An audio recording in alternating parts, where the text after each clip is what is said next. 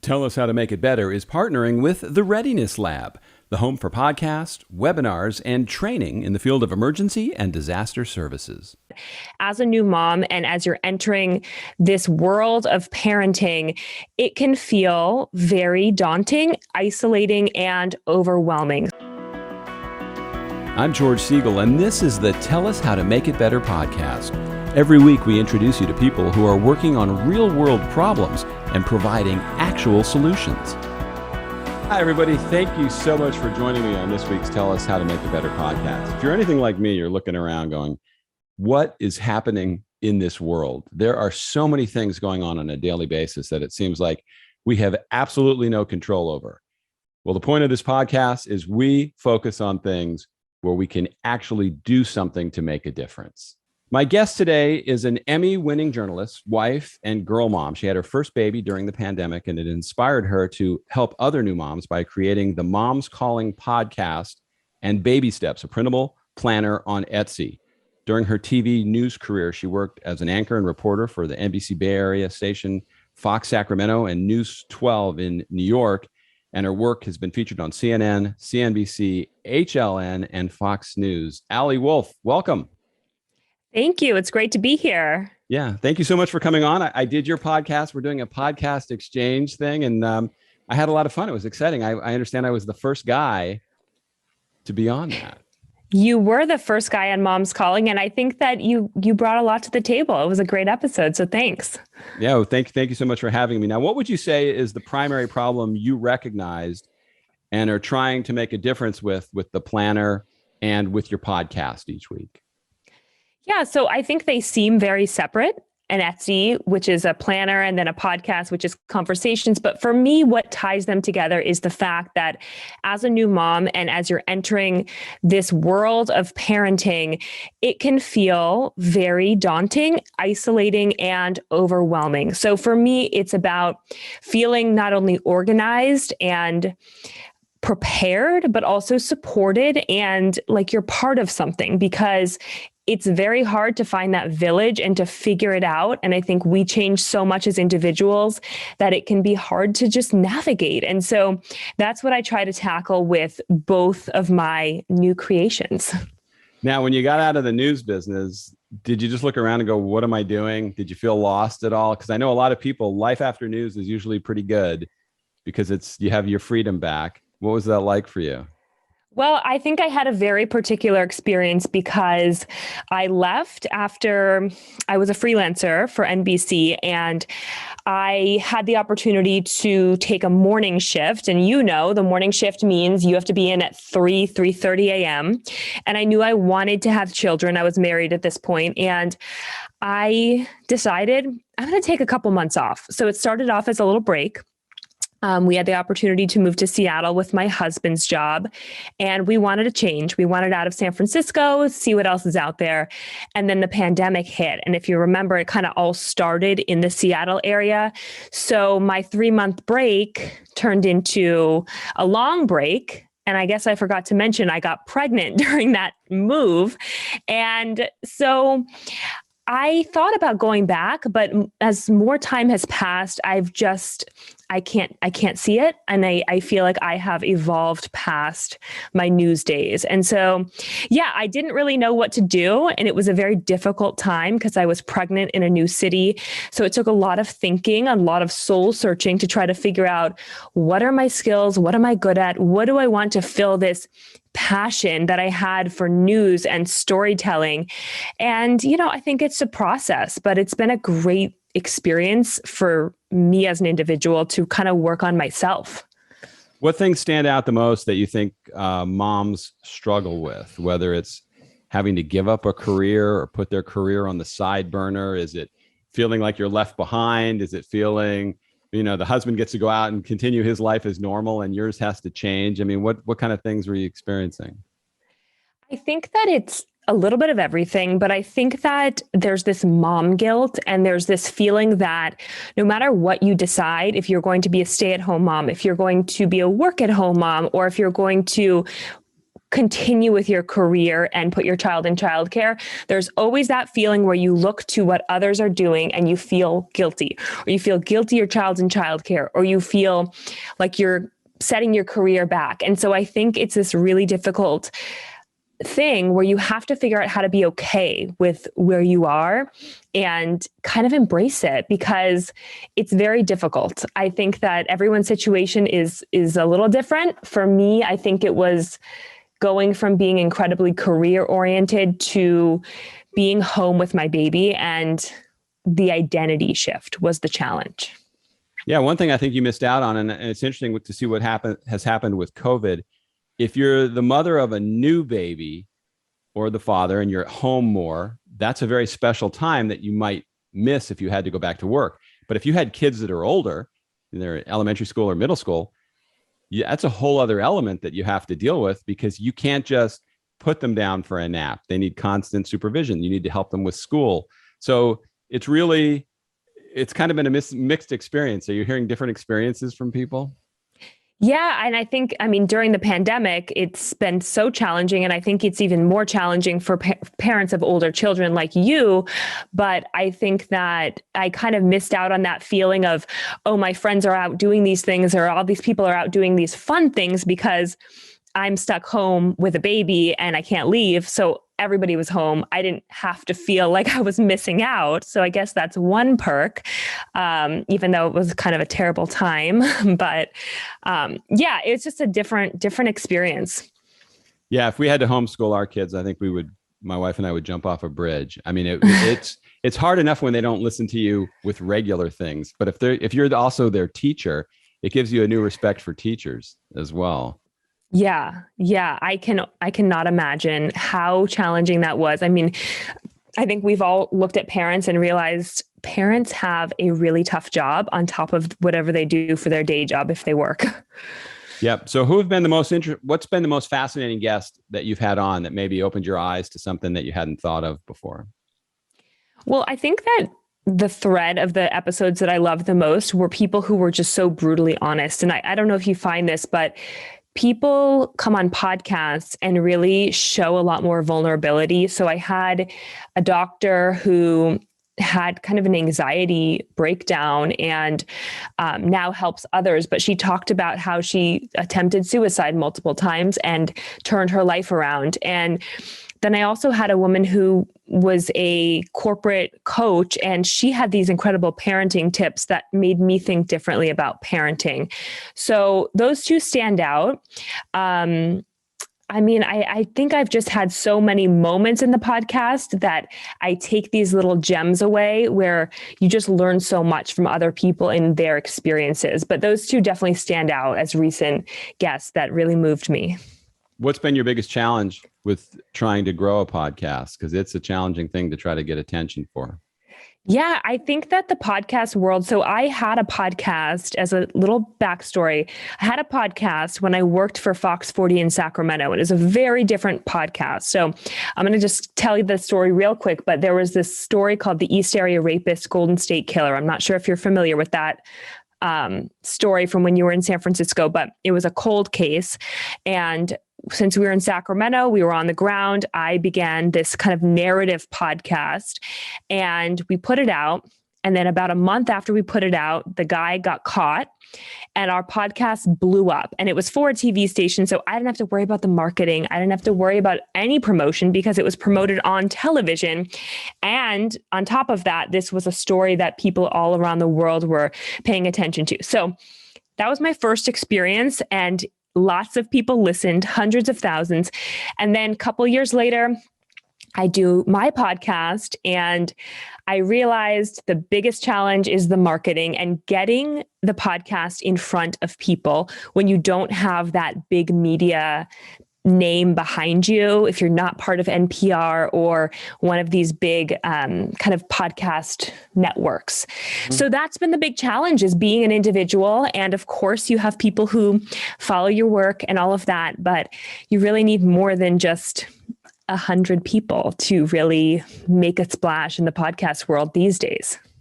Yeah. And, as I've learned as a filmmaker, it's tough to get people to do something beyond what they normally do. So you're asking them to live their life and then go listen to your podcast. The nice thing about podcasts, they can do it while they're living their life, hopefully. But it's tough. It's tough to get people to sit down and watch a documentary film. So have you found any techniques that you think bring an audience? Is it guest driven? Do you have a pretty good base that you feel they're going to show up for each show? So I think it's a combination, and I have 30 episodes out right now. By the time this comes out, maybe more, but it's a work in progress. And I think that it's hard to know exactly what's working when you're trying multiple things. But I do Instagram, and what's really helped is when you post to your story, you can add a little link sticker. So people look at stories a lot. And if you put that sticker and you do a little preview, so I'll do these little video previews, that has been helpful. I think building relationships has been helpful in communities. So I'm a member of multiple Facebook groups for moms and all of that. So that's been helpful. And yeah, just being consistent, I think. And hopefully people know that, Tuesday is the day that you release a podcast episode. And you can't count on everyone to listen to every episode because they have lives. And as you said, taking time out of their day. And that's a big ask. And I think that's challenging because I don't like to feel like a salesperson getting on there being like, hey, listen to my show. But yeah, I think just being consistent on social media and just hoping that the consistency and the quality brings people back and that they're curious. Yeah, being in those groups is supposed to be a good way to get in there and you find like-minded people that believe in your cause. I've had this lately on LinkedIn where I'll accept somebody's request and then they're marketing me right away, trying to sell me something or trying to push some product down my throat, or the people that claim they can help you get a podcast following by getting you Apple Podcast clicks and all that stuff. There's no shortcuts. It's old school. Yeah. And I think that's the thing is you don't want to be that person who's saying, hey, I just met you, but you should really listen to this.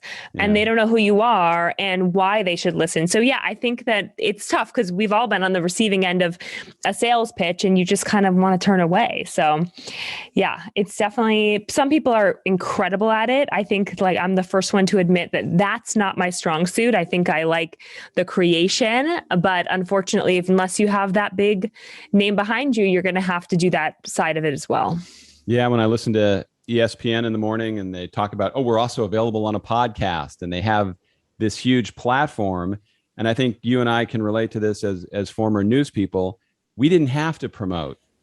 We did our job, and it was the station's job to bring the audience. So when all of a sudden you're responsible for finding that audience, it's pretty scary. Right. And I think, early in the conversation on my show, we were talking about the news business and the challenges and the things that just are not fun about being a TV person.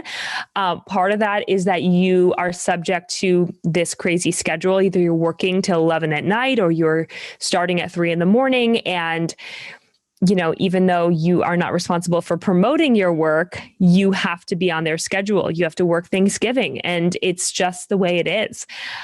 So I think there's pros and cons to it, but here we are. I'm wearing slippers right now. And so that's pretty great. So yeah. I always think it's fun if every now and then, it doesn't happen very often anymore because people assume that I'm not looking for it. But when a job just falls in your lap where they're just hiring you to do something, and they've got a plan and you just have to follow it. It's almost like a day off. Yeah. And that's the thing too, is I think that the podcast world I think it's going to be segmented differently. You've got shows that are simply shows, but a podcast can be marketing. Maybe a business wants to have a podcast as sort of the marketing leg of their business. And so I think that it's kind of hard to know what's going to happen with this podcast world. It could become like that, to where you as a production company are producing podcasts for others. And I'm curious to see where it all goes. And I think it's just nice to be in this new industry. Whereas I know when I was in television, I felt like everyone's on social media and getting their videos from Instagram or YouTube. And so it's nice to be on the newer side of technology. Yeah, I look at it as if you're producing podcasts for people, it's kind of like when you have a production company and they want you to shoot a wedding. It's kind of like it's not really what I do. And I just don't know I don't know that people are going to have the money to make it worth paying for something like that. I had people ask me to do weddings when I was more involved with my production company. Man, that's a scary thing. Can you imagine making the bride walk down a second time because you didn't like the way it went? I mean, you can't do that. It's a live Right. event. I wouldn't want any part of that. Right. You missed the cake cut, you missed the first kiss, whatever, and you missed it. Yeah. Or if you have a technical issue and then you have to explain to them why it didn't come out. I don't Yeah. think too much pressure. I don't think I would want Right. that. Do you miss the adrenaline of TV news, the live shot that you have to nail, or the breaking story that you have to get right? Because a podcast isn't going to have that same rush. I really do, if I'm being honest. I think that I really lived for that. I mean, for so many years, when my husband and I were first dating, he knew that I remember there was a riot at the California State Capitol, and it was insane. It was making national news, and I was sitting with him at a sushi dinner, and I was just on my phone, volunteering to go in, scrolling Twitter for updates. And I was just a news junkie, and it's what I lived for. If they asked me to go travel for a story, I was there. I would go, I would volunteer. And so I do miss that. But what I don't miss is when I had to sit in a van at 9:30 at night to stand in front of a dark building to present a story that I didn't feel was impactful. And I think that the highs are really high, but the reality is every day you're not going to get that story that really impacts people and that story that really is a career highlight. And I think it got in the way of life too much. And as a mother now, I just couldn't see juggling both. Yeah, I think people that haven't done that, I mean, I know people that were professional athletes and then they try to get that adrenaline, find something to replace that when they get out of there. I feel that's missing. I miss that aspect of the business as well. And so my wife will see me flipping around on a breaking news story to see what everybody's covering and how they're doing it. And, running up to a live shot when you have 5 seconds, you're winded, they tell you you're live. I mean, you can't replace that. I haven't got that from film, and I certainly don't get it from podcasting, because if you and I say something stupid, I'm just going to edit it out. So it's not really the same. Right. And I don't know if you ever heard, I think it's like astronaut syndrome that they call it, where if you've gone to the moon and you've done that, then you're always going to be chasing something as exciting. And there's not really that many other things that are comparable. Like, I don't know what would be comparable to reporting live on TV. But I think that, that going back to one of your first questions, that was one of the biggest challenges for me. Was I felt like I had this huge passion and this huge career that meant so much to me, and I had to replace that. And I think that what I've learned is I don't have to replace that and remove TV news and replace it with something else, but I can be just as fulfilled with the whole picture of my life and the elements that bring that satisfaction and that make you happy. And so that's how I think of it now. And I think of it more as an evolution, and that different times of your life, you focus more on career, and other times you're going to focus on being there at night. I mean, having dinner with your family, little things like that, which I think I would think was boring at a certain time in my life. Like, how could that be just as satisfying to me? But yeah, that's where I am now. And I think that's just where I am in this moment. And hopefully in the future, I can put more into my career when my kids are in school. But where you're going to get that adrenaline is when your daughter is on social media and she starts liking boys, and you have to start dealing with that, because I'm telling you, it's crazy. Yeah, there's a lot ahead. And it's like, I think when I was getting into parenting and, I made all these checklists and I did all that, and I was preparing myself as I was working on my Etsy and everything.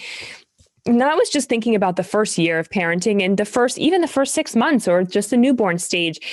And it's so hard to think of your baby and your toddler being a teenager because it's so far away. But I don't know. I can't really prepare that far in advance, and I'm happy that she's still at her cute, innocent stage. I've told my daughter, she's 11 now, I said, you were so cute until you started talking. And when you started opening your mouth and talking back, because she, from a very young age, she's very strong-willed. I mean, she's an amazing child, but once they start interacting back with you and then start rolling their eyes and start, that stage where they just are sitting there in a chair smiling and spitting up is actually, you long for those days at some point.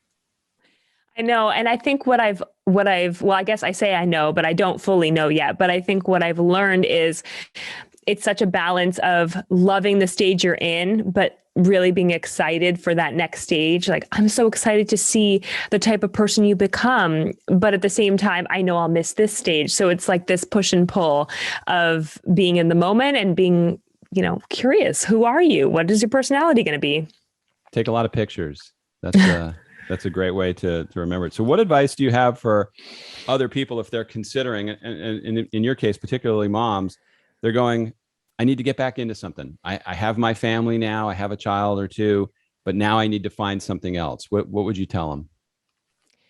I would say try things. And this is why, because I think that it's really hard to find what you want to do. I think that some people, a lot of us, are still adults and we don't know really what we're going to ultimately do, or it's going to evolve. And I think the only way to know if you like something or don't like something is to try. I tried, my mom is in sales and I tried her sales job. I went through a training. This was right when I moved to Seattle. It involved cold calling people and learning about financial things. I won't bore you with the details, but essentially my point is I hated it, but I tried it. And then I tried other things and I tried making a website and I tried learning how to code and I tried all these things as I was trying to figure out what do I want to do next. And I considered a lot.